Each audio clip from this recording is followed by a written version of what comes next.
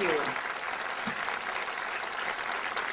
I want to start by telling you about Judy Rose, whom I met last month in Dubuque, along with her husband, John. John lost his job of 30 years when the plant where he worked closed with just 1 day's notice. They lost their health insurance. Then in 2003, John had a heart attack. He spent hours in surgery and was in the intensive care unit. Fortunately, he survived. But when the bills came, their luck ran out. The cost of John's care was so high, they had to sell the home they'd lived in for 30 years. That is the tragedy at the heart of our healthcare system. The devastation when one stroke of bad luck undoes a lifetime of hard work. We can talk all we want about freedom and opportunity, about life, liberty, and the pursuit of happiness.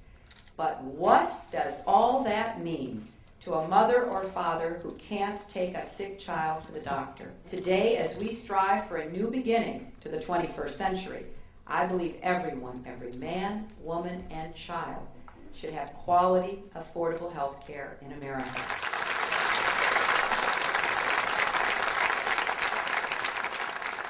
Unfortunately, back in 1993 and 94, too many of our opponents adopted a strategy that amounted to just say no. I learned how important it is to present a plan that is clear and easy to understand. Today's plan is simpler, yet still bold. Now, I know my Republican opponents will try to equate health care for all Americans with government-run health care. Well, don't let them fool us again.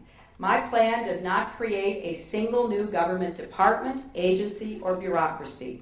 It is not a government takeover of health care. It is a public-private partnership that provides more choices. I call my plan the American Health Choices Plan. If you have private insurance you like, you can keep that insurance. If you like the doctor you have, you can keep seeing that doctor. If, however, you don't have health insurance, or you don't like the insurance you have, you can choose from the same wide variety of private plans that members of Congress choose from. Hillary gets it.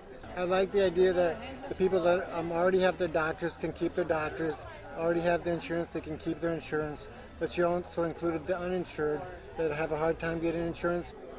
Hillary is compassionate, and that's going to be what makes her a great leader.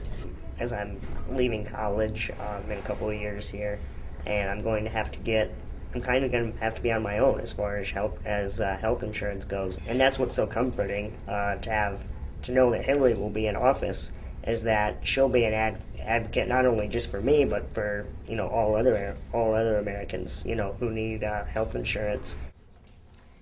Now, after 1994, when people asked me if I was going to give up on health care reform, I always had the same answer. Why would I give up on America and the American people?